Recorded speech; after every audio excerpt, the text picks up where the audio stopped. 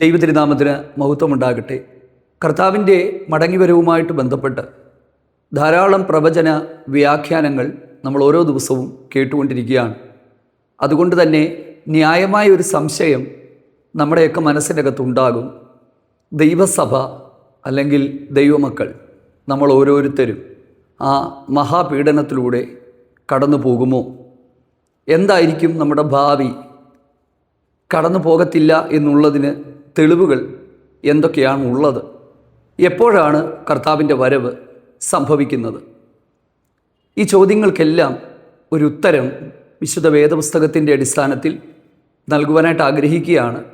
നമുക്ക് ഒന്ന് ധ്യാനിക്കാനും ചിന്തിക്കാനുമായി ഒരു വേദഭാഗം നിങ്ങളുടെ മുമ്പിലേക്ക് കൊണ്ടുവരികയാണ്. അപ്പോസ്തലനായ പൗലോസ് തെസ്സലോനിക്കർക്ക് എഴുതിയ ഒന്നാമത്തെ ലേഖനത്തിൻ്റെ 5-ാം അധ്യായം 1 മുതൽ 11 വരെയുള്ള വാക്യങ്ങൾ വായിച്ച് ശ്രദ്ധിച്ചപ്പോൾ ഞാൻ 2 പദപ്രയോഗങ്ങൾ എൻ്റെ ശ്രദ്ധയിലേക്ക് വന്നു. നിങ്ങൾ, അവർ. നിങ്ങൾ, അവർ. ഈ 2 കാര്യങ്ങൾ ആവർത്തിച്ച് അവിടെ വരുന്നുണ്ട്. നിങ്ങൾ ആ ഭാഗം വായിക്കുമ്പോൾ നമുക്ക് മനസ്സിലാകാനായിട്ട് പറ്റും. അവർ സമാധാനം എന്ന് പറയുമ്പോൾ ഗർഭിണിക്ക് പ്രസവ വേദന പോലെ പെട്ടെന്ന് വരും. അവർക്ക് തെറ്റി ഒഴിയുവാനായിട്ട് കഴിയുകയില്ല. നിങ്ങൾ ഭയപ്പെടേണ്ട. അടുത്തത്, നിങ്ങൾ ഇരുട്ടിലുള്ളവരല്ല. ഇങ്ങനെ ഒരു പല പ്രാവശ്യവും അവർ, നിങ്ങൾ എന്നുള്ള ഒരു വേർതിരിവ് നമുക്ക് കാണാനായിട്ട് പറ്റും. നിങ്ങൾ എന്ന് പറയുന്നത് തീർച്ചയായിട്ടും വീണ്ടെടുക്കപ്പെട്ട ദൈവമക്കളെക്കുറിച്ചാണ്, ദൈവസഭയെക്കുറിച്ചാണ്. അവർ എന്ന് പറയുന്നത് യേശുക്രിസ്തുവിലൂടെയുള്ള രക്ഷാനുഭവം പ്രാപിക്കാതെ ഈ ഭാഗ്യകരമായ ദൈവകൃപയുടെ ഭാഗമാകാതെ നിൽക്കുന്ന എല്ലാവരുമാണ്. അത് യഹൂദനുമുണ്ട്, യേശുവിനെ അംഗീകരിക്കാത്ത യഹൂദനുമുണ്ട്, അല്ലാത്ത എല്ലാ തരത്തിലുള്ള ആളുകളും ആ നിങ്ങൾ എന്ന് പറയുന്ന ആ ഒരൊറ്റ വാക്കിൻ്റെ അകത്ത് ഉണ്ട്. വ്യത്യസ്തമായ 3 ചിന്തകളാണ് സഭയും മഹാപീഡനവുമായിട്ട് ബന്ധപ്പെട്ട് പറയുന്നത്. 3 അഭിപ്രായങ്ങൾ. ഒന്ന്, post tribulation view, mid tribulation view, pre tribulation view എന്ന് പറയുന്ന അങ്ങനെയാണ്. അതായത് പോസ്റ്റ് ട്രിബുലേഷൻ വ്യൂ എന്ന് പറഞ്ഞാൽ മഹോപദ്രവത്തിൻ്റെ ഒടുവിൽ സഭ എടുക്കപ്പെടും. മിഡ് ട്രിബുലേഷൻ വ്യൂ എന്ന് പറഞ്ഞാൽ 7 വർഷത്തെ മഹോപദ്രവത്തിൻ്റെ ആദ്യ പകുതി കഴിയുമ്പോൾ, അതായത് 3.5 വർഷം കഴിയുമ്പോൾ ദൈവസഭ എടുക്കപ്പെടും. അടുത്തത് പ്രീ ട്രിബുലേഷൻ വ്യൂ എന്ന് പറഞ്ഞാൽ 7 വർഷത്തെ ഈ ഒരു മഹോപദ്രവത്തിന് അല്ലെങ്കിൽ ലോകത്തിൽ സംഭവിക്കുവാൻ പോകുന്ന ഈ കഷ്ടതകൾക്ക് മുമ്പായി ദൈവസഭ എടുക്കപ്പെടും. ഇങ്ങനെയുള്ള 3 പ്രധാനപ്പെട്ട പഠിപ്പീരുകളാണ് ദൈവസഭയും ഈ മഹാപീഡന കാലവുമായിട്ട് ബന്ധപ്പെട്ടുള്ളത്. ഇനിയും ഞാൻ ഏതാണ് വിശ്വസിക്കുന്നത് എന്നുള്ളതും ഞാൻ ഈ പറഞ്ഞ വേദഭാഗങ്ങളിലേക്ക് വരുമ്പോൾ ഞാൻ വിശ്വസിക്കുന്നത് പ്രീ ട്രിബുലേഷൻ വ്യൂവിലാണ്. അതായത് മഹോപദ്രവത്തിൻ്റെ 7 വർഷത്തെ ആ ഒരു പീഡനകാലത്തിന് മുമ്പ് തന്നെ ദൈവസഭ എടുക്കപ്പെടും എന്നുള്ളതിലാണ് ഞാൻ പേഴ്സണലി വിശ്വസിക്കുന്നത്. ഓക്കെ, അതിൻ്റെ പ്രധാനപ്പെട്ട കാര്യങ്ങളിൽ ഒന്നാമത്തേതായിട്ട് ഞാൻ പറയുവാനായിട്ട് ഉദ്ദേശിക്കുന്നതെന്ന് പറയുന്നത്, കർത്താവിൻ്റെ ദിവസമോ കള്ളനെ പോലെ വരും എന്നാണ് ഇവിടെ എഴുതിയിരിക്കുന്നത്. അവർ സമാധാനം എന്ന് പറയുമ്പോൾ ഗർഭിണിക്ക് പ്രസവ വേദന പോലെ പെട്ടെന്ന് കർത്താവിൻ്റെ ദിവസം വരും എന്നുള്ളതാണ്. ഈ ഗർഭിണിക്ക് പ്രസവ വേദന വരുന്നത് എപ്പോഴാണ്? ലോകത്തിൽ ഒരു വ്യക്തിക്കും പ്രിഡിക്റ്റ് ചെയ്യാൻ പറ്റത്തില്ല എപ്പോഴാണ് ഒരു ഗർഭിണിക്ക് പ്രസവ വേദന വരുന്നതെന്നുള്ളത്. എനിക്ക് 2 കുഞ്ഞുങ്ങളുണ്ടായിട്ടുണ്ട്. ആ 2 കുഞ്ഞുങ്ങൾ ഉണ്ടാകുന്ന സമയം, ആ ഒരു ഗർഭകാല സമയങ്ങളിൽ എൻ്റെ വൈഫിൻ്റെ കൂടെ ഉണ്ടായിരുന്ന ഒരാളാണ് ഉള്ളതുകൊണ്ട് തന്നെ ഈ കാര്യത്തെക്കുറിച്ച് ഞാൻ മനസ്സിലാക്കിയത് 7-8 മാസങ്ങൾ കഴിയുമ്പോൾ മുതൽ ഡോക്ടർ നമ്മളോട് പറയും, ഏത് സമയത്തും കുഞ്ഞുണ്ടാകാൻ സാധ്യതയുണ്ട്, ശ്രദ്ധിക്കണം, എന്തെങ്കിലും പെയിൻ വരികയാണെങ്കിൽ വെച്ചുകൊണ്ടിരിക്കരുത്, ആശുപത്രിയിലേക്ക് വരണമെന്ന് പറയും. അതുകൊണ്ട് തന്നെ നമ്മൾ സാധാരണ ചെയ്യുന്നത് ഒരു 7 മാസം 8 മാസം കഴിയുമ്പോൾ തൊട്ട് ആശുപത്രിയിൽ പോയി അഡ്മിറ്റ് ആകാനായിട്ടുള്ള ബാഗും തുണിയും മറ്റ് സാധനങ്ങളും എല്ലാം നമ്മൾ ഇങ്ങനെ കരുതി സൂക്ഷിച്ച് വയ്ക്കാറുണ്ട്. അപ്പം ഗർഭിണിക്ക് പ്രസവവേദന വരുന്നത് ഏത് സമയത്താണെന്ന് കണ്ടുപിടിക്കാൻ ലോകത്തിലാർക്കും കഴിയുകയില്ല. ഇതുപോലെയാണ് ഗർഭിണിക്ക് പ്രസവവേദന പോലെ കർത്താവിൻ്റെ വരവ് സംഭവിക്കും അപ്രതീക്ഷിതമായ സമയത്ത്. എന്നാൽ ദൈവസഭയെക്കുറിച്ച് പറയുന്നത് എന്താണ്? സഹോദരന്മാരെ, നിങ്ങൾ കാലങ്ങളെയും സമയങ്ങളെയും കുറിച്ച് നിങ്ങളെ എഴുതി അറിയിക്കുവാൻ ആവശ്യമില്ല. അതായത് നിങ്ങൾക്ക് നന്നായിട്ട് അറിയാം എപ്പോഴാണ് അത് സംഭവിക്കുവാനായിട്ട് പോകുന്നത് എന്നുള്ളതാണ്. കൃത്യമായ ആ ഒരു സമയം നമുക്കറിയത്തില്ലെങ്കിലും നമ്മുടെ അരുമനാഥനായ കർത്താവ് നമ്മളോട് പറഞ്ഞു തന്നിട്ടുള്ള ലോകാവസാനത്തിൻ്റെ അടയാളങ്ങളും ലക്ഷണങ്ങളും ഇപ്പോഴത്തെ ഈ ലോകത്തിലേക്കൊക്കെ നമ്മൾ നോക്കുമ്പോൾ ഇസ്രായേലുമായിട്ട് ബന്ധപ്പെട്ടുള്ള ഈ പ്രവചനങ്ങളൊക്കെ നിവർത്തിക്കപ്പെട്ടുകൊണ്ടിരിക്കുമ്പോൾ ഒരു ദൈവ പൈതലിന് നന്നായി അറിയാം ആത്മമണവാളനായ ക്രിസ്തുവിൻ്റെ മടങ്ങിവരവ് ഏറ്റവും അടുക്കൽ വാതുക്കലാണ് എന്നുള്ളതാണ്. ദൈവത്തിന് സ്തോത്രം. അപ്പം ഈ കർത്താവിൻ്റെ നാൾ എന്ന് പറയുന്ന ആ ഒരു സമയത്തിലേക്ക് നമുക്ക് വരാം. ഇവിടെ എഴുതിയിരിക്കുന്നത് കർത്താവിൻ്റെ നാൾ, ലോർഡ്സ് ഡേ.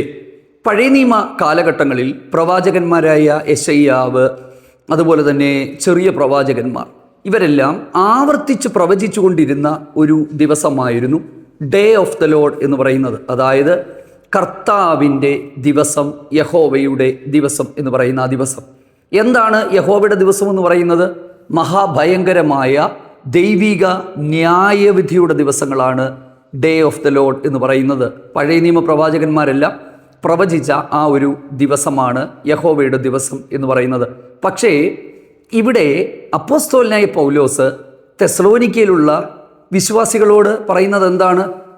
കർത്താവിൻ്റെ ദിവസം കള്ളനെ പോലെ വരും. പക്ഷേ കള്ളനെ പോലെ വരുമ്പോൾ നിങ്ങളെ പിടിക്കുവാൻ നിങ്ങൾ ഇരുട്ടിലുള്ളവരല്ല എന്ന് പറഞ്ഞാൽ അതിൻ്റെ അർത്ഥം എന്താണ്? ദൈവമക്കൾ വെളിച്ചത്തിൻ്റെ മക്കളായി കർത്താവായ യേശു ക്രിസ്തുവിനോട് കൂടെ നടക്കുന്ന ഓരോ ദൈവ പൈതലും, ഈ രക്ഷയുടെ അനുഭവം പ്രാപിച്ച ഓരോ ദൈവ പൈതലും അവനെ സംബന്ധിച്ചിടത്തോളം ഈ വരാൻ പോകുന്ന ആസന്നമായ ന്യായവിധികളും ഈ ദിവസങ്ങളും അവൻ ഒരു തരത്തിലും ബാധകമല്ല എന്നുള്ളതാണ് നമ്മൾ ആ പാസേജ് വായിക്കുമ്പോൾ നമുക്ക് കിട്ടുന്ന കൃത്യമായ ഐഡിയ എന്ന് പറയുന്നത്. നോക്കിക്കേ, അവർ തെറ്റി ഒഴിയുകയില്ല. കർത്താവ് അതെ സമാധാനമെന്നും നിർഭയമെന്നും അവർ പറയുമ്പോൾ, ആര് പറയുമ്പോഴാ? ഇന്ന് നമ്മൾ ലോകത്തിലേക്ക് നോക്കിയാൽ ലോകത്തിലെ ആൾക്കാരാണ് പറയുന്നത് സമാധാനമാണ്, നിർഭയമാണ്, ഒന്നും പേടിക്കേണ്ടത്. 1.5 വർഷത്തോളം കൊറോണ വന്നു, ആയിരക്കണക്കിന് ആളുകൾ മരിച്ചു, ആശുപത്രികളിൽ സ്ഥലമില്ലാതെയായി, സാധാരണക്കാർ ആശുപത്രികളിൽ പോയി അഡ്മിറ്റാകാൻ നിവർത്തിയില്ലാതെ പലരും മരിച്ചാൽ മരിച്ചോട്ടെ എന്നാലും കടം കയറത്തില്ലല്ലോ എന്ന് കരുതി വീടുകളുടെ ഉള്ളിൽ മിണ്ടാതെ കിടന്നു. അന്നേരവും അധികാരസ്ഥന്മാർ, ഭരിക്കുന്നവർ പറഞ്ഞത് എന്താ? ഒന്നും ഭയപ്പെടേണ്ട, ഒന്നും ഭയപ്പെടേണ്ട. നോക്കിക്കേ, ഒരുപാട് മരണങ്ങൾ നടക്കുമ്പോഴും പറയുന്നത് ഭയപ്പെടേണ്ട, ഭയം വേണ്ട, ജാഗ്രത മാത്രം മതി എന്നുള്ളതാണ്. അപ്പം എന്ത് സംഭവിച്ചാലും ലോക മനുഷ്യനെ സംബന്ധിച്ചിടത്തോളം അവൻ ഭയപ്പെടേണ്ട എന്ന് പറയുമ്പോൾ, സമാധാനമെന്ന് അവർ പറയുമ്പോൾ പെട്ടെന്ന് കർത്താവിൻ്റെ ദിവസം കള്ളനെ പോലെ വരും എന്നാണ് അവിടെ എഴുതിയിരിക്കുന്നത്. അടുത്ത വാക്യങ്ങളിലേക്ക് വരുമ്പോൾ, സഹോദരന്മാരെ, ആ നാൾ കള്ളനെന്ന പോലെ നിങ്ങളെ പിടിക്കുവാൻ നിങ്ങൾ ഇരുട്ടിൽ ഉള്ളവരല്ല, നിങ്ങളെല്ലാവരും വെളിച്ചത്തിൻ്റെ മക്കളാണ്. അതുകൊണ്ട് ഏത് ജാതിയിലാകട്ടെ, ഏത് ഭാഷക്കാരനാകട്ടെ, ഏത് വംശക്കാരനാകട്ടെ, യേശു ക്രിസ്തുവിനെ രക്ഷകനും കർത്താവുമായി സ്വീകരിച്ച് ദൈവകൽപ്പനകൾ അനുസരിച്ച് വിശുദ്ധിയിലും വേർപാടിലും ജീവിക്കുന്ന ഓരോ ദൈവ പൈതലും, ആ ദൈവ പൈതലിനെ സംബന്ധിച്ചിടത്തോളം അവൻ ക്രിസ്തുവിൽ വസിച്ചുകൊണ്ട് മുമ്പോട്ട് പോകുമ്പോൾ ഇപ്പോൾ ക്രിസ്തുവേശുവിലുള്ളവർക്ക് ഒരു ശിക്ഷാവിധിയും ഇല്ല. അതുതന്നെയാണ് ഞാൻ വിശ്വസിക്കുന്നത്. അടുത്തത് ഈ ഒരു 7 വർഷത്തെ പീഡനത്തിൻ്റെ കാലഘട്ടം നമുക്ക് കാണാനായിട്ട് പറ്റും.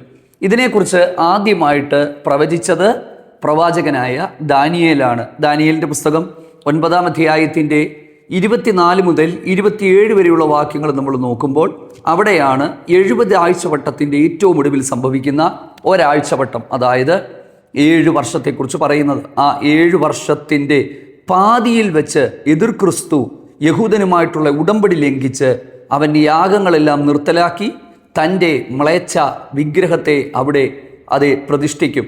അതാണ് കർത്താവ് പറഞ്ഞത്, ശൂന്യമാക്കും നമ്മളയച്ചതാ.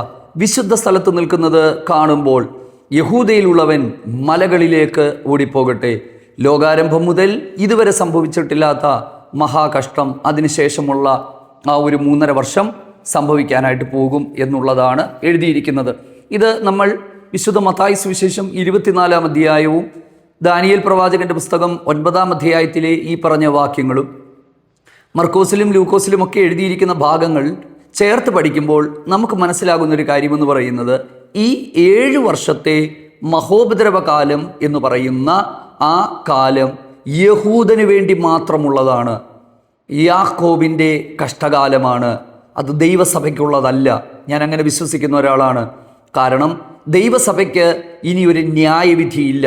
കാരണം യേശു ക്രിസ്തുവിൽ രക്ഷിക്കപ്പെട്ട് ദൈവകൃപയിൽ നിൽക്കുന്ന ദൈവപൈതലിനെ സംബന്ധിച്ചിടത്തോളം ഇനിയും അവന് ഒരു ന്യായവിധി ഇല്ല. അങ്ങനെ തന്നെയാണ്. നമ്മൾ ഈ തെസ്സലോനിക്ക ലേഖനത്തിലേക്ക് നമ്മൾ വരുമ്പോൾ, തെസ്സലോനിക്ക ലേഖനത്തിൽ അപ്പോസ്തലനായ പൗലോസ് തെസ്സലോനിക്കയിലുള്ള വിശ്വാസികളെ ആശ്വസിപ്പിക്കുന്നത് നമുക്ക് 4-ാം അധ്യായത്തിൻ്റെ 16 മുതലുള്ള വാക്യങ്ങളിൽ നമുക്ക് കാണാനായിട്ട് പറ്റും. കർത്താവ് താൻ ഗംഭീരനാദത്തോടും പ്രധാന ദൂതൻ്റെ ശബ്ദത്തോടും എന്ന് തുടങ്ങുന്ന ആ വാക്കുകൾ. അപ്പം നമ്മൾ ഈ തെസ്സലോനിക്ക ലേഖനത്തിൻ്റെ ചരിത്രം പഠിക്കുമ്പോൾ തെസ്സലോനിക്ക സഭയിലെ വിശ്വാസികളുടെ ഏറ്റവും വലിയ ആകുലത, അവരുടെ ഉത്കണ്ഠ എന്താണെന്ന് ചോദിച്ചാൽ, അവരുടെ ഉറ്റവർ മരണത്താൽ അവരിൽ നിന്ന് വേർപെട്ടുപോയി. ഞങ്ങളെ വിട്ട് മരണപ്പെട്ടു പോയ ഞങ്ങളുടെ പ്രിയപ്പെട്ടവരുടെ അവസ്ഥ എന്തായിത്തീരും, അവർ എവിടെയാണ് എന്നുള്ളത് ഒരു ചോദ്യം, അല്ലെങ്കിൽ അങ്ങനെയുള്ള ചില ഉത്കണ്ഠകൾ അവർക്ക് ഉണ്ടായിരുന്നു. അപ്പം അവരുടെ ആ സംശയത്തിനുള്ള മറുപടി എന്നവണ്ണമാണ് തെസ്സലോനിക്ക ലേഖനത്തിൻ്റെ ഈ ഭാഗങ്ങൾ അപ്പോസ്തലനായ പൗലോസ് അവർക്ക് എഴുതുന്നത്. അവരോട് പറയുകയാണ്, ജീവനോടെ ശേഷിക്കുന്നവരായ നമുക്ക് മുൻപന്മാരായി മരിച്ചവർ ഉയർത്തെഴുന്നേൽക്കും എന്നുള്ള കാര്യങ്ങളൊക്കെ പൗലോസ് അവിടെ പറയുകയാണ്. അപ്പം ശരിക്കും നമ്മൾ ആ ഭാഗം പഠിക്കുമ്പോൾ തെസ്സലോനിക്ക സഭയിലെ വിശ്വാസികളെ പോലെ തന്നെ പൗലോസും തൻ്റെ കാലഘട്ടത്തിൽ ക്രിസ്തു മടങ്ങി വരുമെന്നാണ് വിശ്വസിച്ചിരുന്നത്. അത് തെറ്റാണെന്നല്ല, അവരുടെ പ്രതീക്ഷ തെറ്റാണെന്ന് നമുക്ക് പറയാൻ പറ്റില്ല, ഇതുവരെയും വന്നിട്ടില്ല. അതിന് ഇമിനൻറ്റ് പെറൂസിയ എന്നാണ് പറയുന്നത്. അതായത് അവരുടെ കാലഘട്ടത്തിൽ കർത്താവ് മടങ്ങി വരും എന്നുള്ള ഒരു വിശ്വാസമായിരുന്നു അവർക്ക് ഉണ്ടായിരുന്നത്. അപ്പം ഞാൻ ചോദിക്കട്ടെ, തങ്ങളുടെ മരിച്ചവരെക്കുറിച്ച് അവർ വേദനപ്പെട്ടിരിക്കുകയാണ്. സഭ ഈ മഹോപദ്രവത്തിലൂടെ കടന്നു പോകുമെങ്കിൽ ഈ മരിച്ചവരെക്കുറിച്ച് ഓർത്ത് ഇവർ വേദനപ്പെടേണ്ട കാര്യമുണ്ടോ? ഇല്ലേ? ചിലർ പറയുന്നത് എന്താണ്, അയ്യോ മരിച്ചിരുന്നേ കൊള്ളാമായിരുന്നു, എന്തോ ഇനി ഈ ഭൂമി ജീവിക്കുന്നത്. കഴിഞ്ഞ ദിവസം തന്നെ ഒരാളെ കണ്ടപ്പം ഒരു 10 ദിവസം ഗ്യാസ് കിട്ടാതിരുന്നപ്പോൾ തന്നെ പറയാൻ തുടങ്ങി, എൻ്റെ ദൈവമേ ഇനി എന്തെല്ലാം കഷ്ടതകൾ കാണണം, നമ്മളങ്ങ് പോയിരുന്നെങ്കിൽ നല്ലതായിരുന്നു. അപ്പം അങ്ങനെയെങ്കിൽ ഞാൻ ചോദിക്കട്ടെ, സഭ മഹോപദ്രവത്തിലൂടെയും പീഡനത്തിലൂടെയും കടന്നു പോകും എങ്കിൽ എൻ്റെ പ്രിയപ്പെട്ടവരെ, അവർ മരിച്ചവരെക്കുറിച്ച് ഓർത്ത് വേദനപ്പെടുമായിരുന്നോ? അവർ സന്തോഷിക്കില്ലായിരുന്നോ? അപ്പോൾ തീർച്ചയായിട്ടും ഞാനൊരു കാര്യം ഞാൻ പറയാം, സോദോം ഗോമോറ പട്ടണങ്ങളെ നശിപ്പിക്കയിൽ ദൈവം ലോത്തിനെയും കുടുംബത്തെയും പുറത്താക്കി. ഉൽപ്പത്തി പുസ്തകം 19-ാം അധ്യായത്തിൽ ഒരു കാര്യം ഇങ്ങനെയാണ് എഴുതിയിരിക്കുന്നത്, നീ അവിടെ എത്തുവോളം എനിക്ക് ഒന്നും ചെയ്യുവാൻ കഴിയുകയില്ല. നീ അവിടെ എത്തുവോളം. 19-ാം അധ്യായത്തിൻ്റെ 17-ാമത്തെ വാക്യമാണെന്ന് എനിക്ക് തോന്നുന്നു. അങ്ങനെ അവിടെ രേഖപ്പെടുത്തിയിട്ടുണ്ട്. അതെ, 19-ാം അധ്യായത്തിൻ്റെ 21-ാമത്തെ വാക്യമാണ്. 21, 22 വാക്യങ്ങളിൽ ഇങ്ങനെയാണ്, നീ അവിടെ എത്തുവോളം എനിക്ക് ഒന്നും ചെയ്യുവാനായിട്ട് കഴിയുകയില്ല.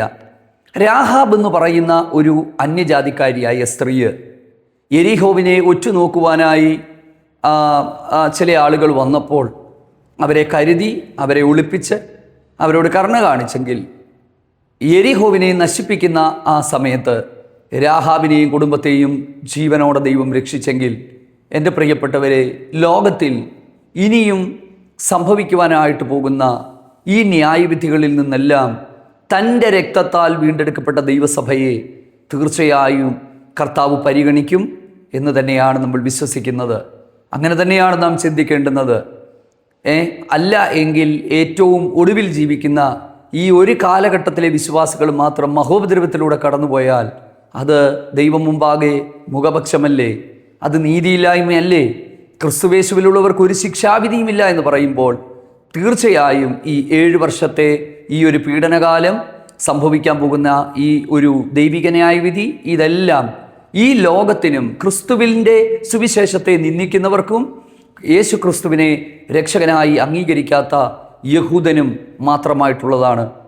രക്ഷിക്കപ്പെട്ട് സ്നാനപ്പെട്ട് വേർപാടിലും വിശുദ്ധിയിലും ദൈവകൃപയിലും നിന്നുകൊണ്ട് കർത്താവിനെ ആത്മാവിലും സത്യത്തിലും ആരാധിക്കുന്ന ദൈവപൈതലിനെ സംബന്ധിച്ചിടത്തോളം അവനൊന്നും ഭയപ്പെടാനായിട്ടില്ല. അതുകൊണ്ടാണ് അവിടെ വ്യക്തമായി എഴുതിയിരിക്കുന്നത് അവർ, നിങ്ങൾ, അവർ, നിങ്ങൾ. അതിനുശേഷം പിന്നീട് നമ്മൾ കാണുന്നത് നിങ്ങൾ ഇരുട്ടിനുള്ളവരല്ല, നിങ്ങൾ വെളിച്ചത്തിൻ്റെ മക്കളാണ്. ഇനിയും അടുത്തത്, പക്ഷേ അത്രയും പറഞ്ഞിട്ട് നമ്മൾ ചെയ്യേണ്ടുന്ന കുറച്ച് കാര്യങ്ങൾ കൂടിയുണ്ട്. അതുകൂടെ പറഞ്ഞിട്ട് ഞാൻ നിർത്തുവാനായിട്ട് ആഗ്രഹിക്കുകയാണ്. നമ്മൾ ഉണർന്നിരിക്കുക എന്നുള്ള കുറച്ച് കാര്യങ്ങൾ അവിടെ എഴുതിയിട്ടുണ്ട്. 1 തെസ്സലോനിക്കർ 5-ാം അധ്യായത്തിൻ്റെ 8-ാമത്തെ വാക്യത്തിലേക്ക് വരുമ്പോൾ, നാം പകലിനുള്ളവരാകിയാൽ വിശ്വാസവും സ്നേഹമെന്ന കവചവും രക്ഷയുടെ പ്രത്യാശയും ധരിച്ചുകൊണ്ട് സുബോധത്തോടെ ആയിരിക്കുക. നമ്മൾ ഉറങ്ങാതെ ഉണർന്നിരിക്കണം എന്ന് ഉള്ളതാണ്. അടുത്തത് 11-ാമത്തെ വാക്യം, നമ്മൾ അന്യോന്യം പ്രബോധിപ്പിക്കുക, ആത്മീക വർധനവ് വരുത്തുക. അന്ത്യകാലവുമായി ബന്ധപ്പെട്ട് നമുക്ക് ചെയ്യാനായിട്ട് പറ്റുന്ന കുറച്ച് കാര്യങ്ങളെന്ന് പറയുന്നത് പരസ്പരം ആത്മീക വർധനവ് വരുത്തുക, കർത്താവിൻ്റെ വരവിനായി ഒരുങ്ങുക, അന്യോന്യം ആത്മീക വർധനവ് വരുത്തുക. ഞാൻ കഴിഞ്ഞ ദിവസങ്ങളിൽ പറഞ്ഞ ഒരു പ്രാർത്ഥന നിങ്ങൾ ശ്രദ്ധിച്ചു കാണുമായിരിക്കുമല്ലോ. ലൂക്കോസിൻ്റെ സുവിശേഷത്തിൽ ഒലിവുമല പ്രഭാഷണത്തിൽ ഏറ്റവും ഒടുവിൽ കർത്താവ് പറഞ്ഞതാണ്, സംഭവിപ്പാൻ പോകുന്ന എല്ലാറ്റിൽ നിന്ന് ഒഴിഞ്ഞു പോകേണ്ടതിന്, മനുഷ്യപുത്രൻ്റെ മുമ്പിൽ നിൽക്കുവാൻ നിങ്ങൾ പ്രാപ്തരാകേണ്ടതിന് സദാകാലവും ഉണർന്നും പ്രാർത്ഥിച്ചു കൊണ്ടിരിപ്പീൻ. അപ്പം ഇതിൻ്റെ അകത്തൊരു സംശയമുണ്ട്. അതായത് ലൂക്കോസിൻ്റെ സുവിശേഷം, മത്തായി സുവിശേഷത്തിലെയൊക്കെ ഒലിവുമല പ്രഭാഷണങ്ങൾ യഹൂദനുമായിട്ട് ബന്ധപ്പെട്ടാണത് പറയുന്നത്. യഹൂദനുമായിട്ട് ബന്ധപ്പെട്ട് പറയുമ്പോൾ, കാരണം ശിഷ്യന്മാർ ആലയവുമായിട്ടൊക്കെ ബന്ധപ്പെട്ട് പറയുമ്പോൾ അത് പല സമയത്തും നമ്മൾ ദൈവസഭയുമായിട്ട് ചേർത്തൊക്കെ പറയാറുണ്ട്. പക്ഷേ ശിഷ്യന്മാരോട് പറഞ്ഞ ഏറ്റവും ഒടുവിലത്തെ ഒരൊറ്റ കാര്യം നിങ്ങൾ എടുത്താൽ മതി, സംഭവിപ്പാനുള്ള എല്ലാറ്റിൽ നിന്നും ഒഴിഞ്ഞു പോകേണ്ടതിന്. ഞാൻ ചോദിക്കട്ടെ, കടന്നു പോകുമെങ്കിൽ കടന്നു പോകാനുള്ള കൃപയ്ക്ക് വേണ്ടിയല്ലേ പ്രാർത്ഥിക്കേണ്ടുന്നത്? ഇല്ലേ? അന്ത്യകാല സംഭവവുമായിട്ട് ബന്ധപ്പെട്ട് കർത്താവ് തൻ്റെ ശിഷ്യന്മാരോട് പറഞ്ഞിട്ട് അവരോട് ഇങ്ങനെ പറഞ്ഞാൽ പോരായിരുന്നു, ഈ സംഭവിപ്പാനുള്ള എല്ലാറ്റിനെയും നേരിടാനുള്ള കൃപയ്ക്കായിട്ട് നിങ്ങൾ പ്രാർത്ഥിക്കണം?